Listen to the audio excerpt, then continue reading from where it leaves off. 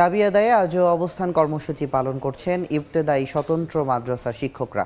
এই মুহূর্তে রাজধানীর শাহবাগে আছেন রিপোর্টার চন্দ্রিমা চৌধুরী। বিস্তারিত জানতে সরাসরি যাচ্ছি তার কাছে। চন্দ্রিমা, এই মুহূর্তে আছি ঢাকা বিশ্ববিদ্যালয়ের চারুকলা অনুষদের সামনে।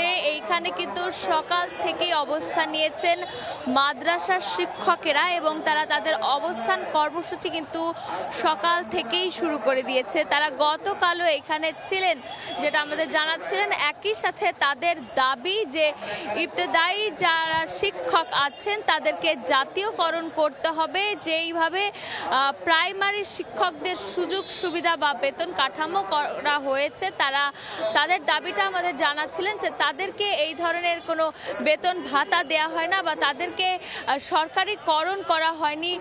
এরই সূত্র ধরে কিন্তু তারা আজ কিন্তু সকাল থেকেই এই যে চারুকলা অনুষদের সামনে অবস্থান করছেন এবং আমরা দেখাতে চাই যে এখানে কিন্তু বেশ বিপুল সংখ্যক শিক্ষক এখানে এসে তারা অবস্থান করছেন এবং সকাল থেকে তারা দাবি দাওয়া জানিয়ে দিচ্ছেন এবং তারা বলছেন যে যতক্ষণ পর্যন্ত তাদের এই দাবি বা তাদের এই ন্যায্য দাবির স্বীকৃতি না পাচ্ছে ততক্ষণ পর্যন্ত তারা রাজপথ ছাড়বে না। একই সাথে তারা বলছিলেন যে বৈষম্যহীন রাষ্ট্রে কিন্তু তাদের সাথে দীর্ঘদিন ধরে বৈষম্য হয়ে আসছে এবং একই সাথে যেই শিক্ষা পদ্ধতি যে কাঠামো সেগুলো কিন্তু প্রাইমারি এবং ইবতেদায়ী দুটোরই একই রকম তারা আমাদেরকে জানাচ্ছিলেন এবং সেই সূত্র ধরেই কিন্তু তারা বলছিলেন যে তাদেরকে সরকারিকরণের মাধ্যমে তাদের বেতন ভাতা নিশ্চিত করা। এবং আমরা দেখেছি তারা কিন্তু গতকালও এখানে অবস্থান করেছিলেন এবং